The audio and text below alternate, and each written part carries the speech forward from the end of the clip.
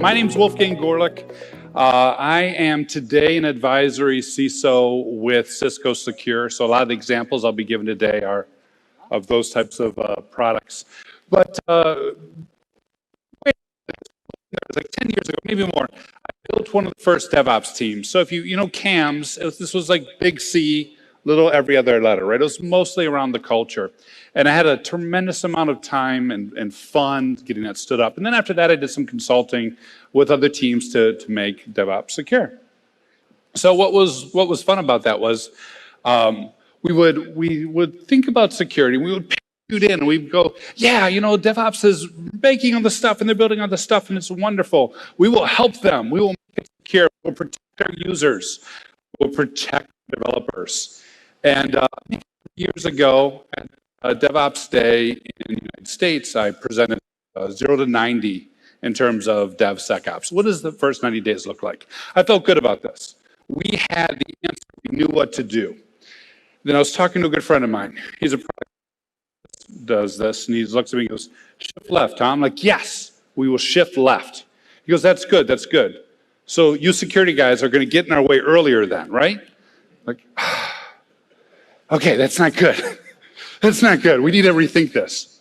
And I started thinking about a different way to encourage and create security, right? Because we think a lot about the experience of the end user of our app. That's good. We want them to have a great experience. We want them to sign up.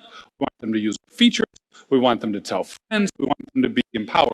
We think a lot about the user experience, not necessarily about the security of that experience, but about the user experience. We think sort of about the developer experience. I mean, DevOps Days is about the developer experience. And again, like the earlier speaker, I'm talking about all the personas within creating products. And we sort of sometimes think about the adversary. We want to stop the criminal. But I think every single piece of implementation that we put in place is effectively creating an experience. And we need to get a better handle on what that experience is. So to do that, I came up with a model. I'm going to share it here. This is the background of this talk. Don't need to memorize it, but it's effectively very simple, right? It's the path they take. Users, our DevOps professionals, our adversaries. And it's the choices that they're making along that path.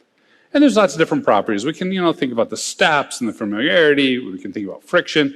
We can talk about the choices, cognitive load, and so on. The whole idea is we want users to be successful. Great. We want our developers to be putting out code and putting out product. Great. We want to use this exact same model opposite to stop the adversary so that when they try to attack and follow their path, they get intercepted. So what all this gets to, and the point of this talk today, is a couple different things. We want to look at the affordances, which is ways that we can encourage people to follow this path. How are we going to get them to start and keep on that path and keep with us? We want to look at some of the nudges. What happens when they start walking off the path? How can we push them back on gently and make sure that our users are doing what it takes to secure their environment, our DevOps people are doing what it takes so that they can create secure code, and so on. And how can we avoid sludge? And sludge, I'll get to in a minute, but it's effectively the opposite of nudge. So affordances go all the way back to James Gibson, who says, affordances is what the environment offers the individual. When we're standing there and something about the app compels us to do something, something about our CI/CD pipeline compels us to do something, that's an affordance. Nudges were coined by Richard Thaler, and he pointed out that it's an alternate to rules and mandates. Incredibly important, and this is why I think nudges are so important for security. An alternate to rules and mandates. Why was DevOps so successful and continues to be successful? Well, really early days, so successful, 10 years, right? Where there's all this building and all this excitement. I would argue it was because we were all hiding from the security people, right? If we weren't having a lot of rules and mandates, we could experiment, we could go fast, we could try things. So now that we want to recognize the value in an organization and protect that DevOps environment, what do you mean we're going to put in place a whole bunch of rules and mandates? We need a different idea. This is where nudge comes in. Sludge is what happens when we're walking down that path as a developer to build code, or we're walking down that path as a user to use what we built. It's the friction, it's the uneasiness, it's what slows us down.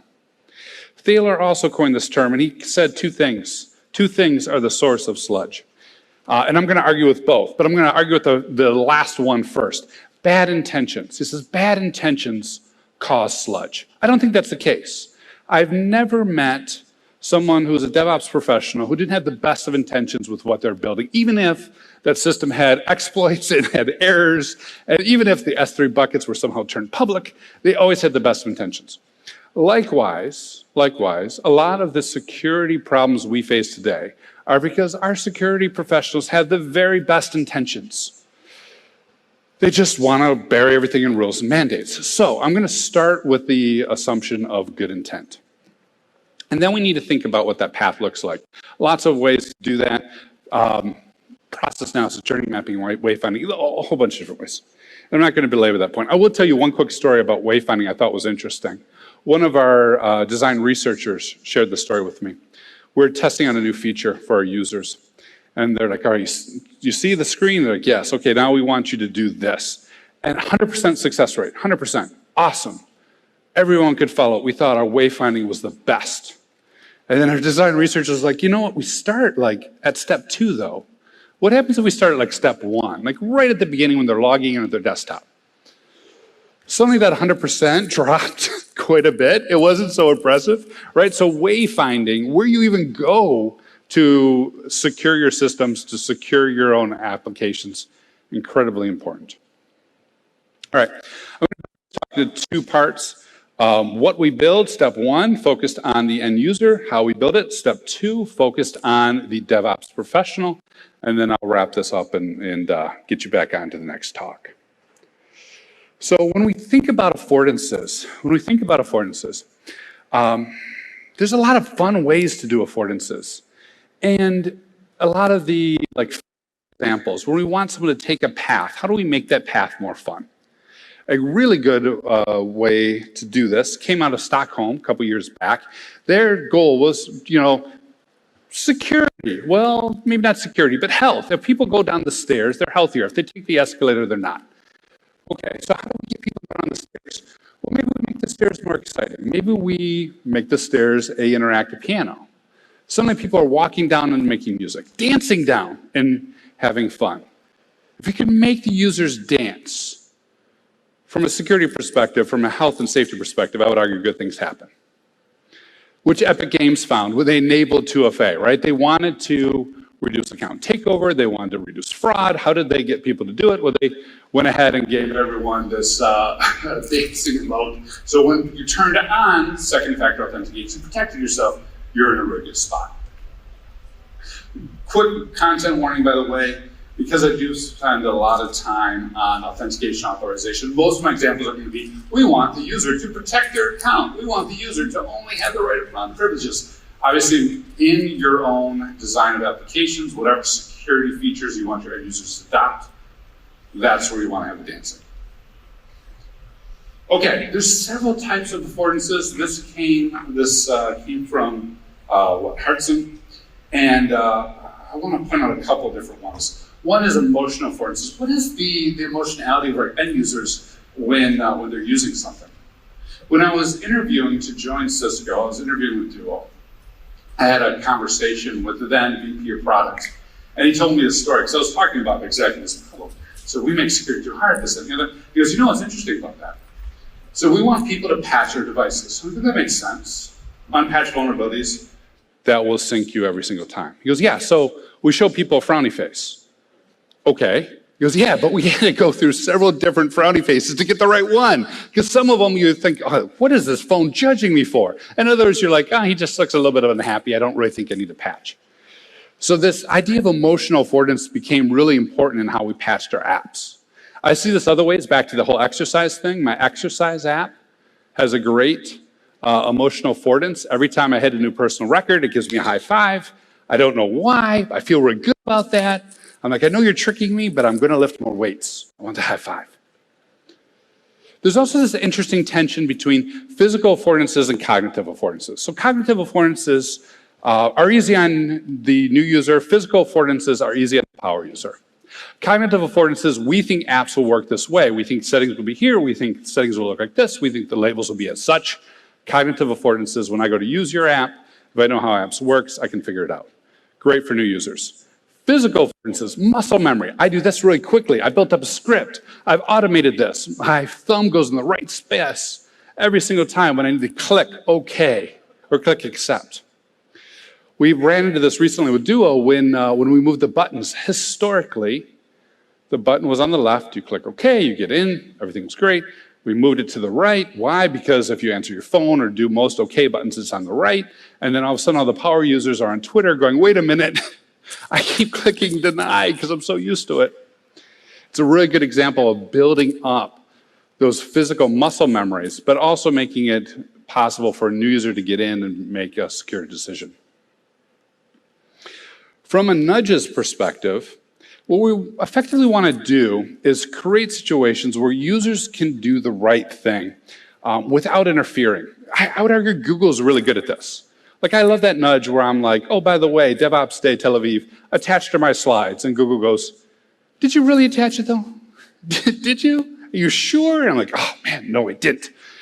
Also, Google's very good within Chrome. If you need to re-log in, you'll see something like this. If you need to update, you'll see something similar. It doesn't get in the way, right? Unlike a lot of security controls, it doesn't gate. It doesn't prevent the user from doing what they want to do. It simply gives a little nudge. Hey, finish Googling, finish searching, finish thinking about what you're thinking about. When you're done, by the way, please update, please log in. There's other ways to display this path. BOA, Bank of America, has this great one they just announced, which shows you step by step by step how strong you are along that path and how well configured your security is. Sludge is everywhere. I did a project with retail, so I looked at a whole bunch of e-commerce sites, and multi-factor was ungodly horrible. I was trying to configure it consistently. Oftentimes it wasn't there, or it was SMS only, or it didn't support passwordless, right? It was very, very random where it was at and how I could configure it and how I could keep it working. So you see Sludge and security controls like that. You see Sludge and single sign-on. Our organizations want people to work right away. When they leave, we want to remove their access, so we're going to use single sign-on. But if you go to a website like sso.tax, T-A-X, you can see all the sites that struggle with this. Also, our settings for privacy and everything are all over the place, which creates a great deal of sludge for the end users trying to get through things. I'm going to see where I'm at time to determine if I want to tell you this story. All right, I'm going to tell you this story really quick.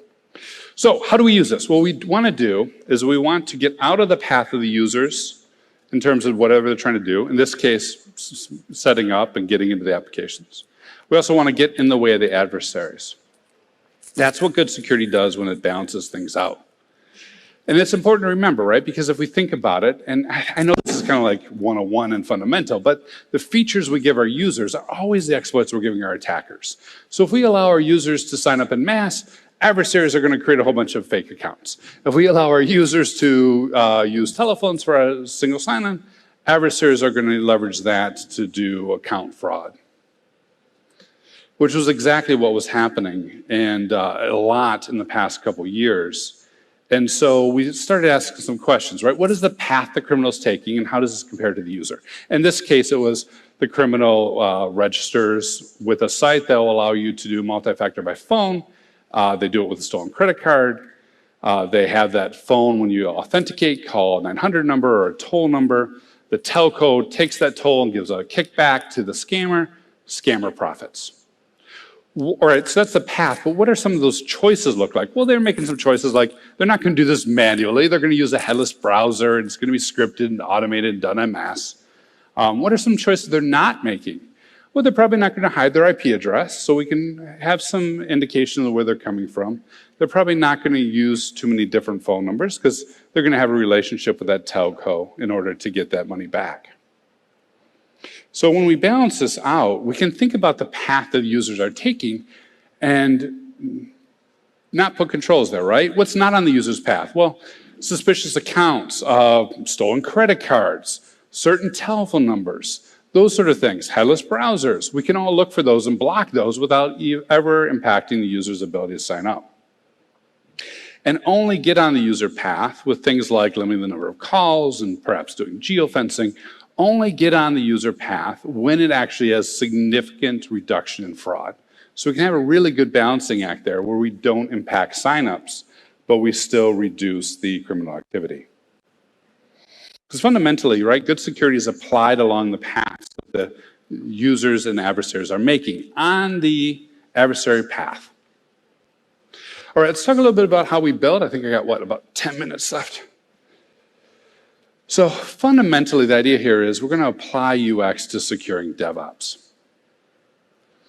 And when we think about the paths that developers take, this one's pretty easy. We know the paths developers take. We know the DevOps pipeline. We're all running it. It's all pretty straightforward. And we know what happens when we get in the way of the DevOps professional. They go through our controls. They make their own path. Likewise, we know the path the adversaries take. And we have a pretty good handle with so many different compromises of source code and application download sites and supply chain attacks and everything else. We have a really good idea of what happens if the adversary is successful on their path. So we need to get out of the way of the developers, obviously, and get in the way of the adversaries. We can use this same concept that we're using for users in the developer space. In terms of affordances, one of the first ones I want to point out is, historically, security people get very, very frustrated at certain things, especially if it's something we've seen forever and ever. But if you view it through the lens of design, it becomes more clear why people are doing what they do. If you view, for example, people writing down their passwords as being a foolish thing, well, we'll give them security awareness. We will threaten them. We'll yell at them. We will scorn them. We will make them feel bad. We will send them all the frowny faces. However, if you think about that as a design issue, effectively, they're creating their own affordance, right? It's a cognitive affordance that they're doing to write down all the passwords for the various instances that they need to connect to and the various service accounts and so on. And if it's a cognitive affordance, we can start thinking about how to meet that need in a better way that is on their path for code and it's still in the way of the adversary, such as, of course, password managers and password vaulting. A lot of other different ways to use this. RBAC, hey, I'm a new developer on the team. Give me access to pre-prod and my instances that support this, the microservices that support this. JIT, I worked with a team and I love this model. They had a rotating on-call schedule. Okay, we all do. Or on-call for a week. Okay, that makes sense. When their on-call started, they were automatically removed from all their day-to-day responsibilities. Could no longer get to any of their day-to-day pre-prod environments. They had everything they needed to get to prod and prod only. And once they're done being on call, all that access was removed. Really good affordance because you knew, here's what I'm working on, here's what I can do. And once I'm no longer working on it, all that access was removed and the risk was resolved. So fundamentally, what we need to think about is, from a design perspective, we got all these needs of the DevOps professional. And if we match those needs and meet those needs with security design affordances, we can be assured that we're going to have a secure DevOps environment, right? With very little friction. There's going to be good alignment. People are going to have what they need. They're not going to use a sticky note if they got a password vault. If we don't, if there's a mismatch in the functional or cognitive or physical affordance, if there's a mismatch, something's not right, well, the developers are going to work around us creatively. They're going to work around that constraint to get code out. That's what they're supposed to do. That only makes sense. And of course, when users get creative, and users in this context, I mean DevOps professionals, when they get creative, they get dangerous because that's when we're creating situations that are outside of a secure path. From a nudge perspective, everything along this path we can rethink along terms of nudges. Smart choices, give me smart containers, give me updated VMs, give me things that are patched and ready. Okay, good. Choice architecture in terms of Richard Thaler. Good nudges to remind people what to do. Okay, give me a good checklist for threat modeling. Build the threat modeling into my system so that it works the way I expect it to. Good, good. Along this whole path, when there's vulnerabilities or whatnot, don't gate. Throw alert, let us know about it, but don't get in the way. Think about it again more like Google. From a sludge perspective, I think we all know where all the sludge comes from, right? As a security professional, I see all those lines of code, and I want to scan all those lines of code. And then I want to create a bunch of tickets that my DevOps pros will patch, which is an absolute terrible thing. Richard Thaler calls this useless clutter sludge, right? All the error messages, all the tickets, all the prompts, everything that we throw in the way of just trying to get code out to production.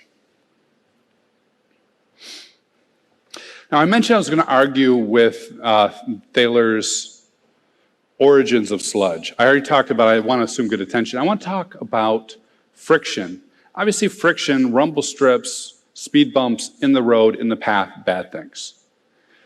But we can also think about them on the side of the road, on the side of the path. Think about them in ways that only interfere when people start driving off the path. Think about friction as ways to prevent those car crashes. I think the key takeaway I would leave you with in terms of friction is good friction is a natural consequence of poor security behaviors. But when we're doing things the right way, when we're following the path, we're in a good spot, and that friction is greatly reduced. As we get farther off the path and incur additional risk, security risk to our production apps, that's where we want to increase the friction.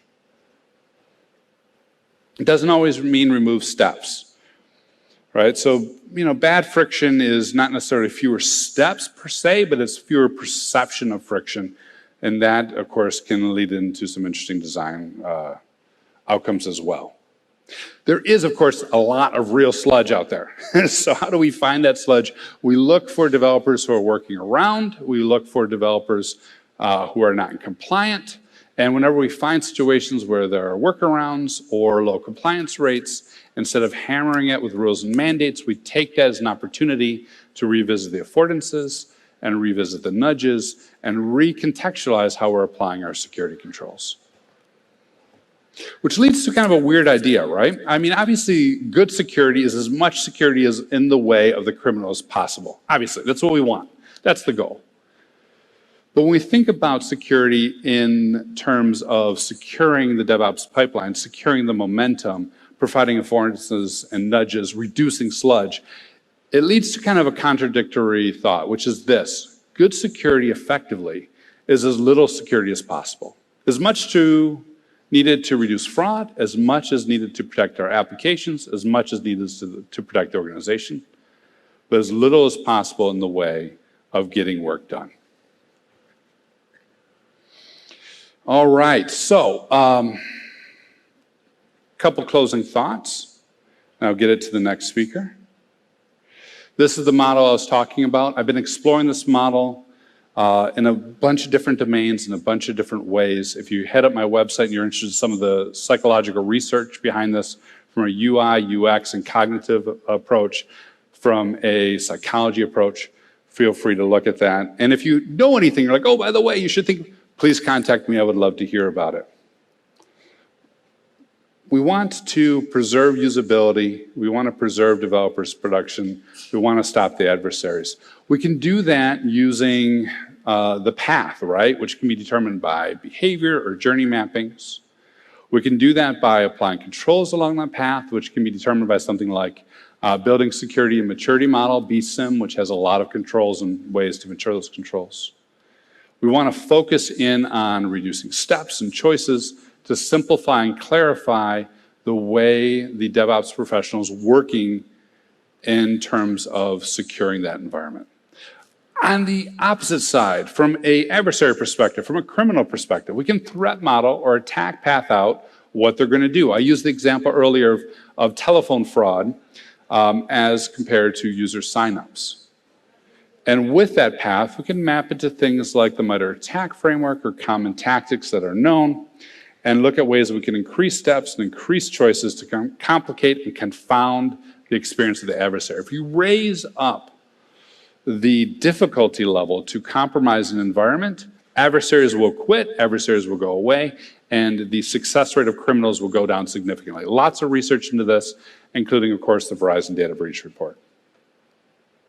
So I'll give you one final example, because it sounds good, right? Make the path easy. When you're off the path, that friction, everything will be fine. So in my day job, I'm a big proponent for zero trust. So whenever I access the applications, I'm going through Cisco zero trust configuration, which means when I'm at my study, when I'm at home, I can get to everything very, very quickly. And when there's something not right, like it doesn't look like me, or it's off hours, or it's across the world, we'll get in the way, right? We'll get in the way and make sure that we reassert trust and it really is Wolf. So as I'm entering the country recently, I needed a negative COVID test. Obviously, pandemic makes sense. And I'd had one. I needed my PCR results. Now, I had set up a password for this. My wife, who constantly mocks my overvigilance of security, probably set hers up with like the dog's name or something. I don't know what her password was, but she knew it. And it was impressive to me because I did not know mine. Mine was like 32 characters long. It's cool. I have a password manager. Again, Affordances. I'm not going to write it down. I have no idea. But when I went to log into my password manager, I was like, wait a minute. Wolf, you're normally in the United States. Is that really you? So it asked me to log in. Okay, that's fine. It asked me to do MFA. Great. I love MFA. Let's do multi-factor. But my multi-factor has a policy that says if your device is out of date, thou shalt not pass. I mentioned that earlier, right? That's sort of like gentle nudge that reminds people to update their environment. Except for when that gentle nudge is already part of the system deciding that I'm probably not me.